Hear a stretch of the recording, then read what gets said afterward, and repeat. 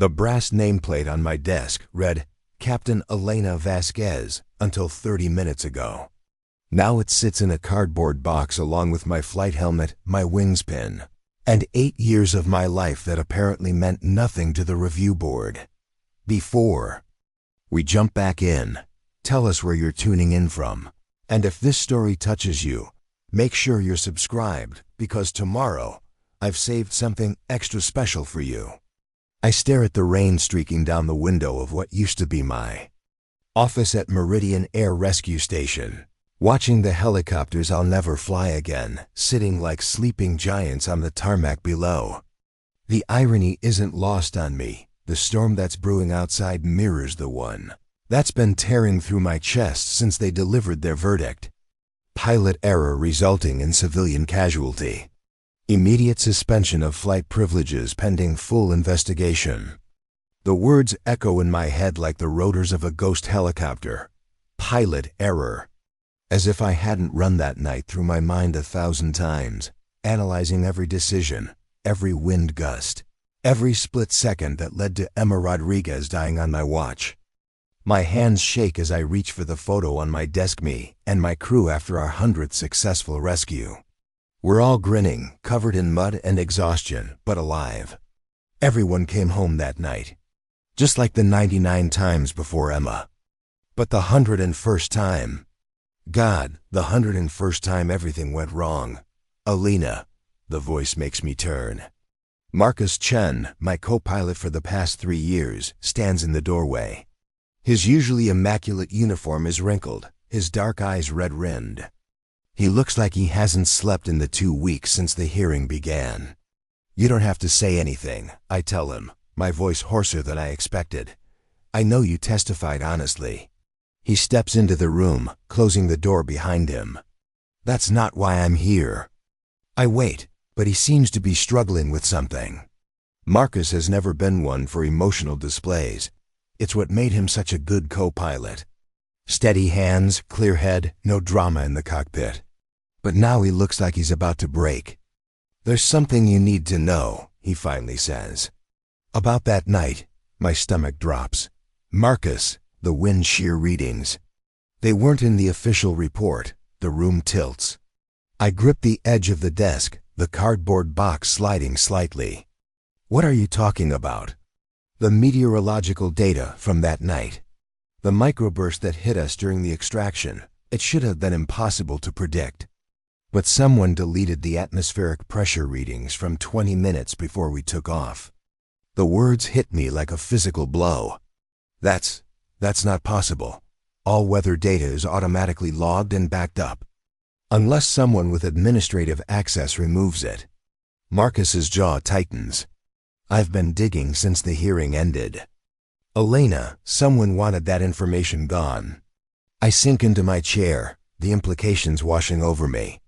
If there was a microburst, a sudden downdraft that can drop a helicopter like a stone, then my emergency landing wasn't pilot error. It was a miracle that only one person died instead of all 4. Who? The word comes out as a whisper. I don't know yet. But I think. He runs a hand through his black hair. I think someone knew that rescue was going to go bad, and they made sure you'd take the fall for it, the rescue. Emma Rodriguez, trapped in her car after flash flooding turned Riverside Drive into a rapids. A routine water rescue that became a nightmare when the storm intensified beyond all predictions. I can still feel the helicopter fighting against winds that shouldn't have existed. Still hear Emma screaming as the cable snapped and the current swept her away. She was 19, I say, not sure if I'm talking to Marcus or myself. Art student at the community college. She was driving home from her job at the diner when the road flooded. Elena. Marcus moves closer, his voice gentle. You saved 3 people that night. The family in the SUV, they're alive because you put that bird down in conditions that should have killed everyone on board. But Emma's still dead. And they stripped me of my wings because of it. Who else knows about the missing data? I ask. Just me for now. He pulls out his phone, shows me a screen full of code and numbers that mean nothing to me. I made copies before I reported it through official channels. Elena, if I'm right about this, you're not the only one in danger. What do you mean? Think about it. Someone powerful enough to alter meteorological records, someone with access to federal databases. If they're willing to destroy your career to cover this up, what else are they willing to do? Before I can answer, my phone buzzes. Text message from an unknown number. Stop digging or you'll join the Rodriguez girl. The phone clatters to the floor as I drop it, my heart hammering against my ribs. Marcus lunges forward, snatching it up to read the screen. His face goes pale. "We need to get out of here," he says. "Marcus, this is crazy. You're talking about some kind of conspiracy, Elena." His voice cuts through my denial. "Your car. What kind of car do you drive?" "A blue Honda Civic. Why?" He points out the window. In the parking lot below, a man in a dark jacket is crouched next to a blue Honda Civic, doing something to the driver's side. Even from 3 floors up, I can see the metallic glint of tools in his hands. Oh God. The words come out in a rush of breath. Marcus is already moving, grabbing my arm. Backstairs, now. We leave everything, the cardboard box, the photos, the remnants of my career, and run. The emergency exit opens onto a narrow alley behind the building, rain immediately soaking through my uniform shirt. I can hear Marcus behind me, his breathing harsh in the humid air. "My apartment," I gasp. "I need to get some things." "No, they'll be watching your place." He pulls out his keys. We take my car and we drive until we figure out what's going on. But as we round the corner toward the visitor parking area, Marcus stops so suddenly, I slam into his back. 3 black SUVs are pulling into the lot, moving in formation like a military convoy. "This way." He grabs my hand and we run in the opposite direction, toward the maintenance area where the ground crew keeps their vehicles. "Marcus, this is insane." "We should call the police." "And tell them what?" "That someone deleted weather data and now we're running from men in black SUVs."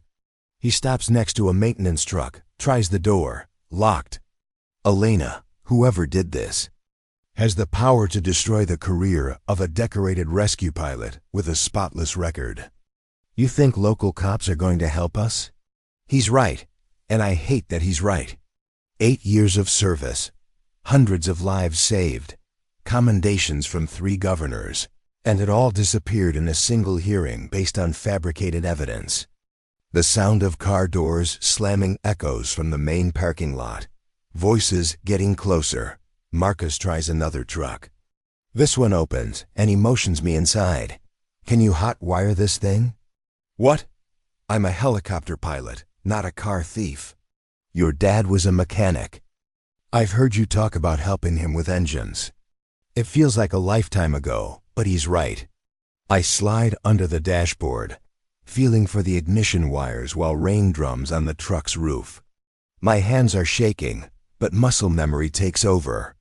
Strip the wires, touch them together. The engine rumbles to life. "Go," Marcus says, sliding into the passenger seat. "Just go." I put the truck in drive and press the accelerator, trying to look casual as we roll toward the exit. In the rear view mirror, I see men in dark jackets spreading out across the parking lot, speaking into radio headsets. We make it to the main road before the first SUV appears behind us. "Elena," Marcus says quietly, "I need to tell you something else." I glance at him while trying to watch the road and the mirror simultaneously. "What now?" Emma Rodriguez. She wasn't just driving home from work that night. My hands tighten on the steering wheel. "What are you talking about?" I looked into her background after the hearing. Art student, part-time waitress like you said. But 3 days before she died, she posted something on social media. A photo of a document. "What kind of document?" "Environmental impact report. For a proposed dam project about 20 miles upstream from where she was trapped." Marcus pulls out his phone, scrolls through screenshots. She captioned it, "This can't be legal," and tagged 3 environmental groups and a local news station. The SUV behind us is getting closer. I can see 2 more vehicles turning onto the road ahead of us. Marcus, you're saying she was killed because she found out about a dam project? I'm saying she found out about something that was worth killing for. And when the rescue went wrong, someone made sure you'd take the blame instead of looking too closely at why a 19-year-old art student was carrying classified environmental documents. We're trapped now, SUVs in front and behind, no side streets in sight. But something Marcus said triggers a memory. 20 miles upstream, I know that area. There's an old logging road that leads to a helicopter landing pad we use for wilderness rescues. Hold on, I tell him, and yank the wheel hard to the right. The maintenance truck crashes through a gap in the roadside fence, bouncing wildly as we hit the dirt trail. Behind us, the SUVs screech to a halt, unable to follow without getting stuck in the mud. But I know they'll find another way around. They'll have maps, radios, coordination. All we have is a stolen truck and the increasingly desperate hope that we can stay alive long enough to figure out who's hunting us and why. Where are we going? Marcus asks, gripping the dashboard as we hit another bump. To find some answers, I say, though I have no idea where to start looking. The storm outside intensifies, lightning illuminating the forest around us in stark, terrifying flashes. I think about Emma Rodriguez, trapped in rising water while secrets died with her. I think about my wings, stripped away to protect someone else's lies. And I think about the fact that somewhere in this storm, people are going to need rescue. People who will die because the best pilot in the state has been grounded by a conspiracy she's only beginning to understand. The truck's radio crackles to life. All units. We have reports of multiple vehicles stranded by flash flooding on Highway 34. Conditions deteriorating rapidly. Meridian Air Rescue, what's your ETA? A voice I recognize responds, Lieutenant Sarah Park, one of the junior pilots. Meridian Base, we're grounded due to weather conditions. Unable to respond at this time. Copy that, Meridian. Standing by. For conditions to improve. I look at Marcus, seeing my own thoughts reflected in his expression. People are stranded out there, maybe dying, while the rescue helicopters sit on the ground because the storm is too dangerous for anyone except Elena. No. Marcus reads my expression. Whatever you're thinking, no. But I'm already turning the truck around, heading back toward the air station. Somewhere in that storm, people need help. And stripped wings or not, I'm still the best pilot. They have, even if it kills me to prove it. The maintenance truck's engine dies just as we reach the perimeter of Meridian Air Station. Through the chain-linked fence, I can see the helicopters batten down against the storm, their rotors secured with heavy cables. The tower lights flicker in the wind, casting eerie shadows across the empty tarmac. Elena, this is suicide, Marcus says, but he's already checking his gear. After 3 years as my co-pilot, he knows that look in my eyes. Even if we could get to a bird, they've probably disabled the aircraft. Not all of them. I point toward the far end of the field, where a single helicopter sits under dim maintenance lights. Old Faithful. Marcus follows my gaze to the Vietnam-era UH-1 Huey that the station keeps for training exercises and equipment transport. It's not equipped with the latest avionics or rescue gear, but it's built like a tank, and I've logged more hours in that bird than any other pilot on the base. The keys are in the maintenance office, I continue, cutting through the fence with wire cutters from the truck's toolbox. Building 7, second drawer down in the supervisor's desk. How do you know that? Because I used to sneak out here during off hours to practice emergency procedures. Old habits of a perfectionist pilot. The irony tastes bitter. My obsession with perfection, with being better than anyone else in the air, is what made me such an easy target for their frame job. We sprint across the tarmac, rain driving sideways in the wind. The maintenance building is locked, but Marcus produces a multi-tool from his pocket and makes quick work of this simple deadbolt. Inside, Emergency lighting casts everything in harsh red shadows. I find the keys exactly where I expected, along with something I hadn't, a manila envelope marked E. Vasquez, eyes only. "Someone left this for you," Marcus says, looking over my shoulder. Inside are satellite photos of the area where Emma Rodriguez died, taken at 15-minute intervals throughout that night. But these aren't the photos that were presented at my hearing. These show something else entirely: the clear outline of construction equipment positioned upstream, exactly where Emma had photographed the environmental documents. A handwritten note falls out: the dam project was never approved. They're building it anyway, using federal disaster relief funds. Emma found out. You were supposed to die in that crash, but you're too good a pilot. Now they need you gone another way. There are people upstream right now, the construction crew. If you don't get them out tonight, they'll be the next accident. A friend, Jesus Christ, Marcus breathes. How far upstream? I'm already calculating flight time and fuel load. 20 minutes in clear weather. In this storm ... I shake my head. Maybe 45 minutes if we can stay in the air. Elena, look at this. Marcus has found another document in the envelope, a copy of Emma's social media post, but with additional photos I hadn't seen before. Construction workers in hard hats, heavy machinery, and in the background, a familiar face. Director James Carleal from the Federal Emergency Management Agency. He was at my hearing, I realize. He testified about proper rescue protocols. Said I should have waited for weather conditions to improve, while knowing that people would die if you did. Marcus's jaw tightens. This isn't just about a dam project. This is about billions in federal contracts, environmental permits, maybe congressional seats. Emma Rodriguez stumbled onto something that could bring down half the state government. The radio on the wall crackles. "Mayday, mayday, this is construction site Alpha 7. We have multiple workers trapped by flash flooding, water rising fast. Anyone receiving, please respond." I grab the radio. "Alpha 7, this is Meridian Rescue. What's your location? GPS coordinates." The voice breaks up, but I catch enough to confirm what I already know. It's the illegal dam site, 20 miles upstream from where Emma died. How many people? I ask. 15 workers, maybe more. We lost count when the trailer park started flooding.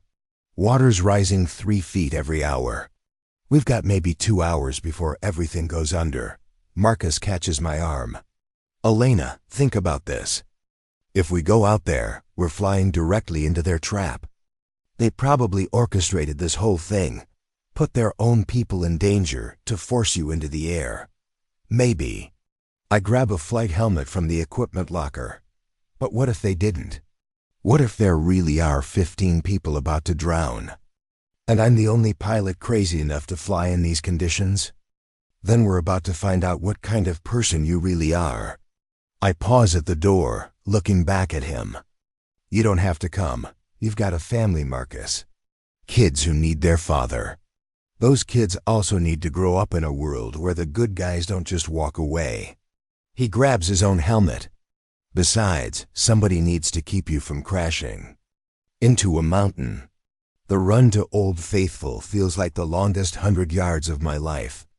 Lightning illuminates the sky in strobing flashes, and the wind threatens to knock us down with every step. But the old Huey sits waiting, her Vietnam-era frame designed to handle punishment that would destroy modern aircraft. I go through the pre-flight checklist in under 3 minutes, a personal record that would have impressed my instructors if any of them were still speaking to me. Marcus handles the systems checks while I file a quick flight plan, listing our destination as search and rescue operations. Sector 7, Tower, this is Rescue 1 requesting immediate takeoff clearance. I call into the radio. The response comes. Back sharp and angry.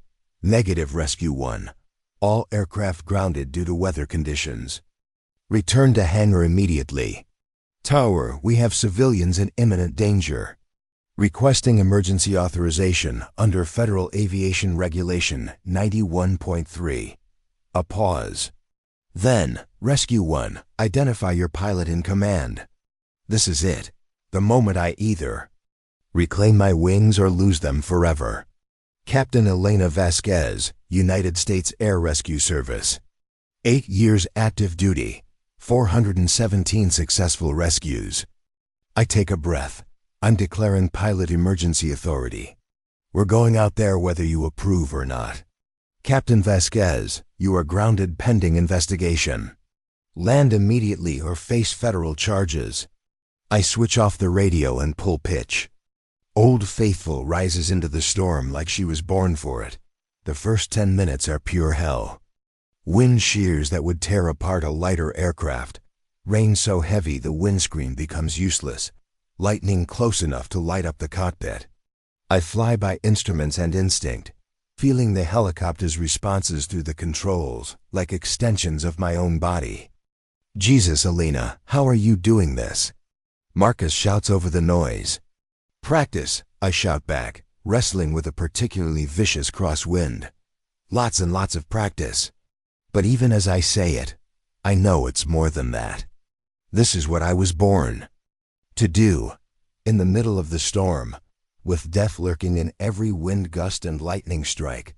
I feel more alive than I have since they took my wings. This is where I belong. The GPS shows we're 15 minutes out when Marcus spots the first aircraft. Elena, 11 o'clock, military helicopter. I bank left and see it a black helicopter with no visible markings, flying a parallel course. Then another appears to our right, and a third behind us. They're boxing us in, Marcus realizes. Lead helicopter moves closer, and I can see the pilot gesturing for us to land. When I ignore him, his aircraft moves directly into our flight path, forcing me to climb into worse weather to avoid a collision. This is insane. Marcus grabs his harness as we hit another wind shear. They're trying to force us into the storms. Worst sector, he's right. Each time I try to descend to a safer altitude, one of the black helicopters blocks my path, driving us higher into the chaos. They're not trying to shoot us down, they're trying to make the storm do their work for them. But they've made one crucial mistake. They're flying modern aircraft, sleek and efficient, but designed for optimal conditions. Old Faithful was built for combat, for flying through anything and everything the enemy could throw at her. Hold on, I tell Marcus, and push the helicopter into a dive that would stress the airframe of any other aircraft. We drop like a stone, passing through the altitude where the black helicopters are flying. I level out just above the tree line, using the terrain to mask our movement and forcing our pursuers to either follow us into dangerous low-level flight or lose visual contact. They choose to follow, but down here in the weeds, their superior speed and avionics become liabilities. I thread Old Faithful between hills and around power lines, using every trick I learned in survival training. Within 10 minutes, we've lost 2 of the 3 helicopters to the terrain and weather. The third one stays with us. Its pilot either exceptionally skilled or exceptionally desperate. As we approach the construction site, I can see him moving into attack position. Marcus, can you reach the emergency radio? Got it. Switch to the emergency frequency and broadcast everything we know. About Emma, about the dam, about the conspiracy. Everything. Elena, they'll jam us. Maybe, but maybe someone will hear.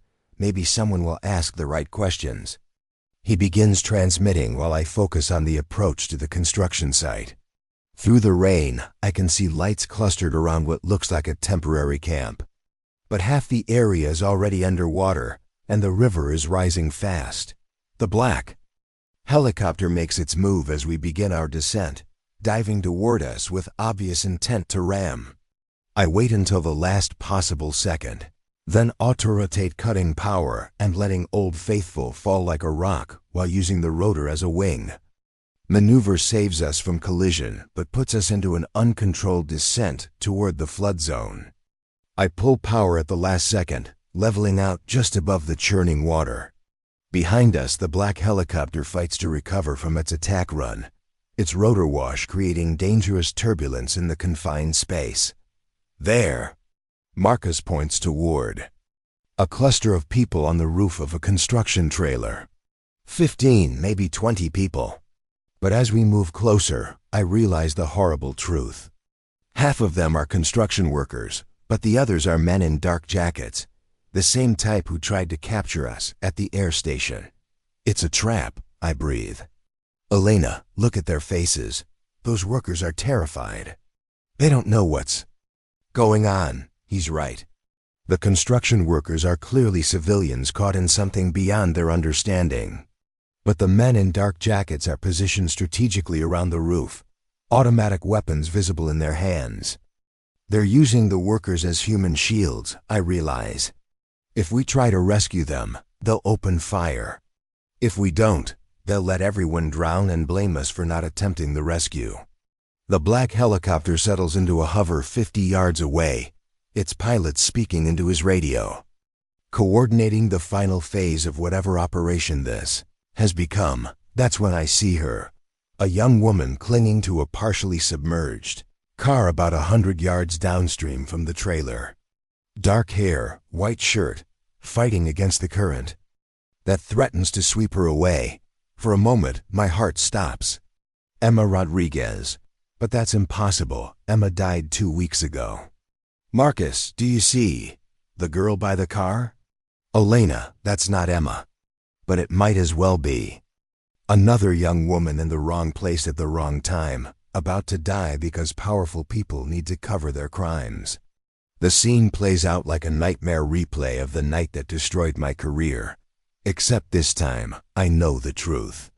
This time I have a choice. Marcus, how long can you hold this bird steady in a hover? In these conditions? Maybe 3 minutes. Why? Because we're going to save them all. I swing Old Faithful around, positioning us between the trailer and the black helicopter. Over the radio, I hear the emergency broadcast Marcus began earlier being picked up and retransmitted by civilian stations across 3 states. The story is getting out. All right, listen up, I call over the radio to both aircraft. My name is Captain Elena Vasquez, and I'm about to attempt a rescue in conditions that would ground any sane pilot. If you want to stop me, you'll have to shoot down a clearly marked rescue aircraft with civilian witnesses watching. Think about how that's going to look on the evening news. The black helicopter holds position, its pilot probably receiving frantic orders from someone who's watching their carefully planned operation fall apart in real time. I begin the approach to the trailer, fighting wind shears that slam us around. Like a toy. The key is to get close enough for people to jump or rappel down, but not so close that our rotor wash swamps the structure. 40 feet, Marcus calls out, reading our altitude. 30 feet, 20 feet. Elena, we're right at the edge of the envelope here. The trailer roof is directly below us now, and I can see both groups clearly, construction workers huddled together in fear, and armed men spread out in tactical positions. As we hover, one of the men raises his weapon toward our aircraft. That's when the young woman by the car screams. The sound cuts through the storm and the helicopter noise. Pure terror as the current finally overcomes her grip. She's swept away from the car, tumbling in the flood water toward certain death. I don't think. I just react, banking Old Faithful hard to the right. I dive toward the water in a maneuver that violates every safety protocol ever written. Marcus is shouting something, but all I can hear is the sound of Emma Rodriguez screaming as the cable snapped 2 weeks ago. Not this time. Bring the helicopter down until the skids are almost touching the water, matching the current speed while Marcus drops the rescue harness. The young woman, she can't be more than 20, grabs the line with strength born of desperation. Got her. Marcus shouts. I pull power and climb, feeling the extra weight strain Old Faithful's aging engine. But she responds, lifting us clear of the water just as debris from upstream threatens to slam into our rotors. The black helicopter moves to intercept us, But now we have a civilian on board, a living witness to whatever conspiracy brought us all to this place. Its pilot seems to realize the same thing, backing off to maintain a threatening but non-aggressive position. Elena, the trailer's breaking up. Marcus points downstream, where the construction platform is tilting dangerously as the flood undermines its foundation. I swing us around for another approach, but the armed men are no longer hiding their weapons. They have clear shots at our aircraft, and civilian witness or not, they seem prepared to take them. That's when the cavalry arrives. 3 helicopters with Coast Guard markings appear through the storm, flying in tight formation. Behind them, I can see more aircraft news helicopters, police units, even what looks like a National Guard transport. Marcus's emergency broadcast didn't just reach civilian radio stations. It reached everyone. Over the radio comes a new voice, crisp and professional. This is Coast Guard Rescue 7. We are responding to reports of civilians in distress. All aircraft in the area, identify yourselves immediately. The black helicopter's pilot finds himself in an impossible position. He can't attack a rescue operation with federal witnesses present, but he also can't let the construction workers tell their story to investigators. He chooses to run, banking hard toward the hills and disappearing into the storm. Whether he makes it out alive is no longer my concern. The next hour becomes a coordinated rescue operation involving 6 different agencies and more aircraft than I can count. The construction workers are evacuated to safety, and to my amazement, several of them immediately begin talking to federal investigators about being forced to work on an unauthorized dam project. The young woman we pulled from the flood, her name is Maria Santos, and she's the environmental science student who was documenting the illegal construction, provides the final piece of the puzzle. She has video footage of the entire operation, including conversations between Director Carlisle and construction supervisors about handling the Rodriguez problem. As dawn breaks and the storm finally passes, I find myself sitting in Old Faithful's cockpit, watching the sun paint the sky in shades of gold and pink. Marcus is outside giving his statement to federal investigators, but I'm too exhausted to move. My radio crackles one last time. Rescue 1. This is Meridian Tower. Go ahead. Tower. Captain Vasquez, you have a priority message from Washington. Secretary of Transportation wants to speak with you personally. I laugh, surprising myself. Tell the secretary I'll call him back. I need to go home and feed my cat. It's not true I don't have a cat. But after everything that's happened, the mundane lie feels like a small rebellion against the chaos that's defined my life for the past 2 weeks. 3 months later, I'm back in my office at Meridian Air Rescue Station. The nameplate on my desk reads, Captain Elena Vasquez, again, along with a new addition, Deputy Director, Special Operations. The official investigation revealed a conspiracy involving 12 federal officials, 3 state senators, and over 40 contractors involved in fraudulent disaster relief spending.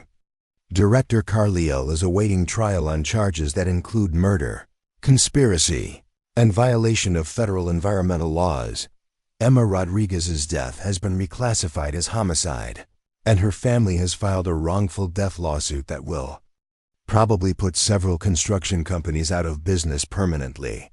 Marcus has been promoted to full captain and given command of his own rescue unit. Maria Santos, the student we pulled from the flood, now works as a federal environmental enforcement officer, using her experience to help investigate similar cases across the country. As for me, I've discovered that having my wings stripped and then earning them back has given me something I never had before. Absolute certainty about who I am and what I'm meant to do. The storm that nearly killed us all also washed away the lies that had been built around Emma's death. Sometimes the worst weather reveals the clearest truths. I keep a photo on my desk, now not of successful rescues or commendations, but of Old Faithful sitting on the tarmac after that night in the storm. She's battered and scarred, her paint scoured by wind and rain, but she's still flying, like me, She's proved that the most important wings are the ones you earn in the storm's heart, when everything else has been stripped away and only your true nature remains. Outside my window, new pilots are training on the flight line, practicing the precision and dedication that might someday save lives in impossible conditions. I watch them with pride, knowing that some of them will face their own storms, their own moments of truth. And when that happens, I hope they remember that the best pilots aren't the ones who never fall. They're the ones who learn to fly again. After everything seems lost, the radio on my desk crackles. Meridian Base. We have reports of hikers stranded by flooding in Sector 9. Conditions marginal for flight operations. I'm already reaching for my helmet before the transmission ends. Some things never change, and thank God for that. The end. Up next, you've got 2 more standout stories right on your screen. If this one hit the mark, you won't want to pass these up. Just click and check them out. And don't forget to like, subscribe, and turn on the notification bell so you don't miss any upload. From us,